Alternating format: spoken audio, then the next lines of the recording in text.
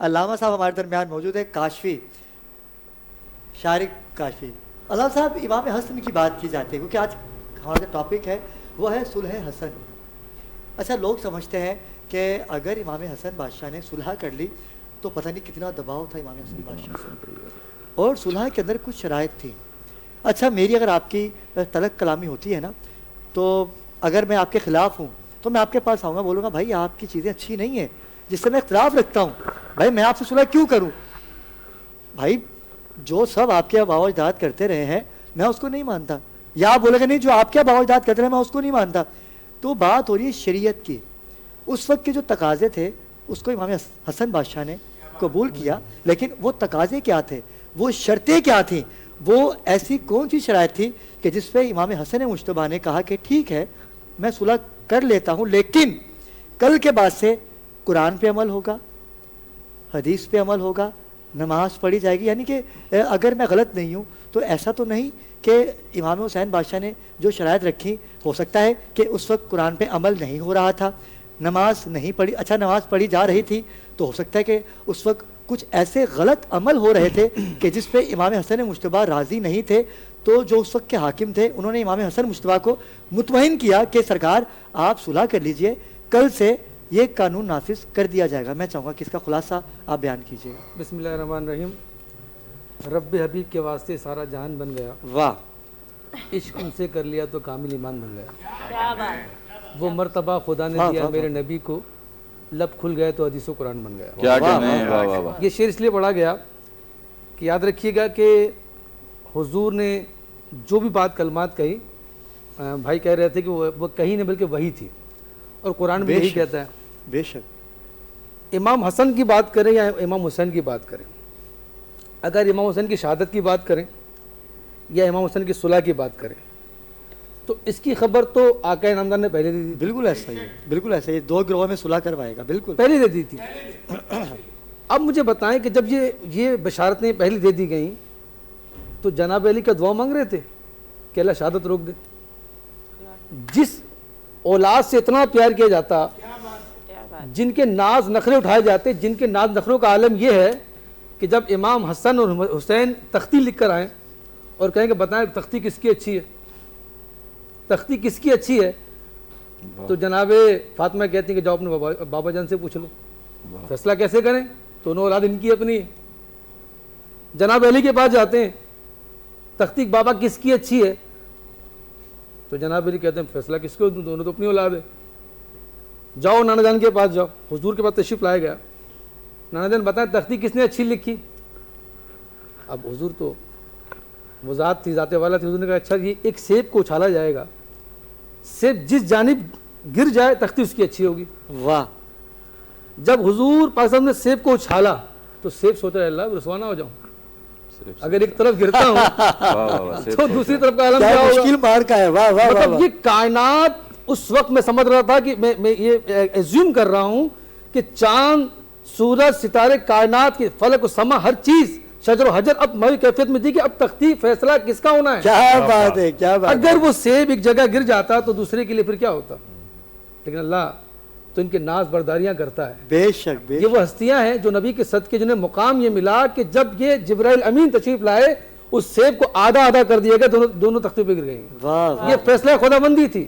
تو جن کی ناز برداریاں بچپن سے کی جاتی ہیں، ہائے ہائے ہائے، جو اگر کندھوں پہ سوار ہو جائیں تو سجدے لمبے ہو جاتے ہیں، کیا بات ہے۔ جن کی بشارت پہلے دے دی گئی کہ میرا حسین جی وہ کیا کرے گا، وہ شہادت پائے گا، ٹھیک ہے جی، اور میرا حسن دو مسلمان گروہ میں، یہاں پر یہ لفظ کوٹ کرتا دو مسلمان گروہ میں یہ صلح کرائے گا۔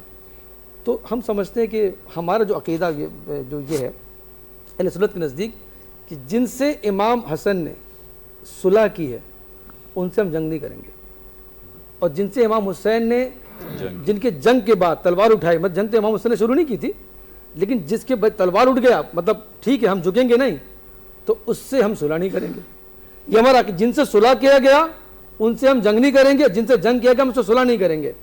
اب بات یہ آتی کہ دو مسلمان گروہ میں یہ میرا حسن کیا کرے گا، یہ وہ حسن ہے جن کے لیے ہمارا عقیدہ یہ کہ امام حسین سے افضل ہیں۔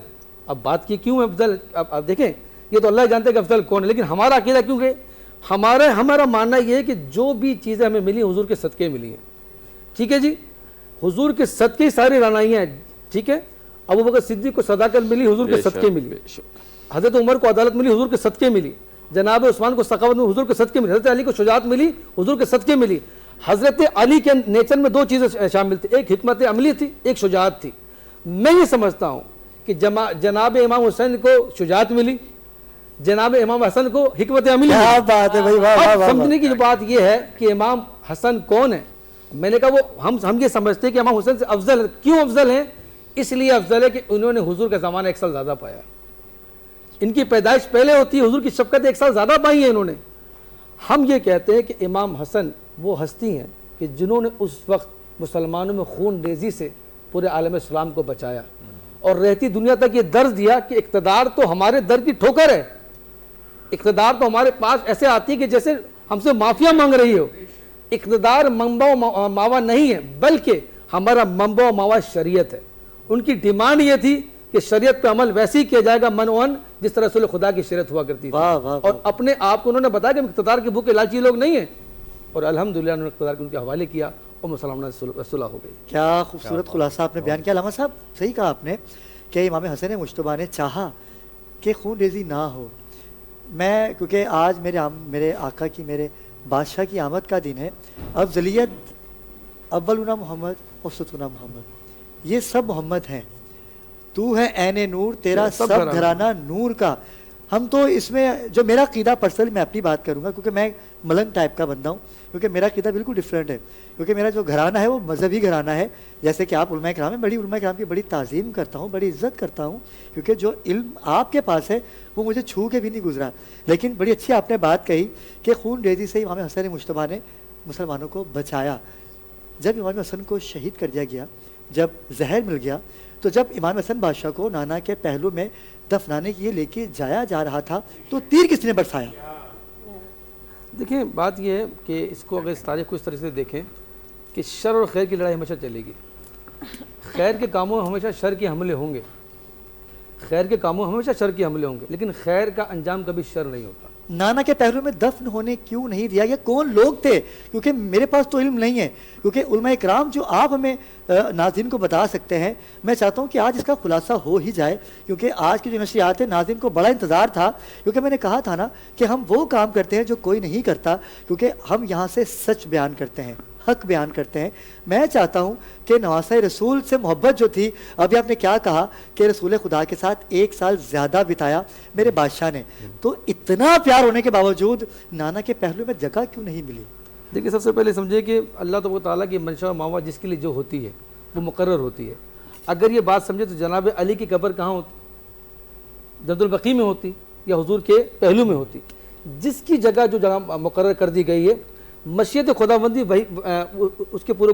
کیا رسول خدا کی وصیت تھی کچھ پہلو میں یا عائشہ صدیقہ؟ مجھے تو خیر نہیں پتا, کچھ اگر آپ کے علم میں ہو تو. دیکھیں وہ حجرہ تھا, حجرہ عائشہ صدیقہ جی جی وہ حجرہ تھا, وہاں پر 2 لوگ اصحاب مدفن ہیں, اور وہ بھی انہوں نے اپنی وصیت یہ کی تھی کہ اگر ہم جائیں وہاں پر جی جی اور آواز لگانا, اگر باب کھل جائے تو پھر اندر داخل کرنا. لیکن مجھے آپ کی بات یہ بہت اچھی لگی کہ اگر وصیت کی ہوتی تو جناب علی مولا مشکل کشا پہلو میں ہوتے, لیکن مولا علی تو پہلو میں نہیں ہے, تو پھر کسی بھی صحابہ کو پہلو میں نہیں ہونا چاہیے تھا. میں وہی کہہ رہا ہوں کہ ان صحابہ نے بھی یہی بات کی تھی کہ جانا اور آواز لگانا, اگر دروازہ خود کھل جائے اس پہ ان کو پہلے میں دفن کر دینا. کسی کی کوئی وصیت اسپیسیفک نہیں کی گئی. جی جی جی. لیکن کیا تھا, انہوں نے کہا تھا کہ جب میری حضرت ابو بکر صدیق نے بھی بات کہی, عمر فاروق نے بھی بات کی تھی کہ اگر ان کو لے کے جانا, اگر آواز دینا, دروازہ کھل جائے, تو یاد رکھیے گا کہ میں نے کہا کہ مشیت خداوندی کس کے لیے دروازہ کھل جائے, میں تھوڑا سمجھائیے گا. جناب حضرت عمر فاروق کی بات کر رہا ہوں, اور کہا گیا کہ عمر آئے ہیں, روضہ رسول میں جائیے, جی جی, اور آواز لگانا, اور دروازہ کھل جاتا ہے. آواز کیا لگائیے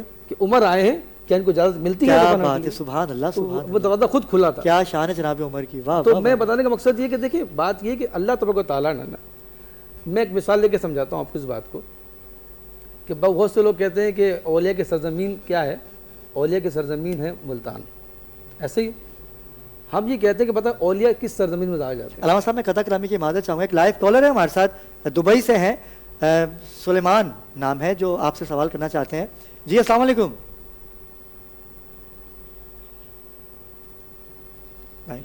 جی بسم اللہ کنٹینیو. تو اچھا میں نے جب کہا بھی کال کیجیے اپنے ٹیلی ویژن کا والیوم جو وہ کم کر لیجیے گا, اور لائیو کال آپ کر سکتے ہیں. علماء کرام کا گلدستہ ہمارے درمیان موجود ہے. کوشش کیجیے گا جو ٹاپک ہے پلیز اسی کے اندر رہ کے بات کیجیے گا. صلح حسن پہ بات کی جا رہی ہے, تنقید نہ ہو, اصلاح ہو. جی میں بات کر رہا تھا کہ جسے ہم نے کہا کہ اولیاء کے صدر میں ملتان ہے. اچھا میں سوال ہی کہ اولیاء کہاں جاتے ہیں کہ جہاں پر گناہ بہت زیادہ ہو رہے ہیں. بالکل ایسا ہی ہے, ایسے ہی بہت اچھی بات. ایسے ہی ہے نا, اولیاء کو مقرر بھی وہیں کیا جاتا ہے. دیکھیے حضور پاک صلی اللہ علیہ وسلم کے اصحاب 1.25 لاکھ تھے جب آخری خطبہ دیا گیا, 1.25 لاکھ تھے. مجھے بتائیں کہ ان کے جو مرکز کہاں بنی, سارے مدینے میں, سارے مکے میں. خطبہ رسول کے بعد کہتے ہیں کہ اونٹ کی مہار جہاں تھی وہاں وہ چلے گئے. یہ مثال دینا مقصود اس لیے یہاں پر موجود ہے کہ اگر یہ وصیت کی بات ہوتی تو جناب علی کی مرکز حضور کے پہلو میں ہوتی. واہ واہ واہ واہ. اگر وصیت کی بات ہوتی تو بی بی فاطمہ خاتون جنت کی ہائے ہائے. تو کہاں ہوتی.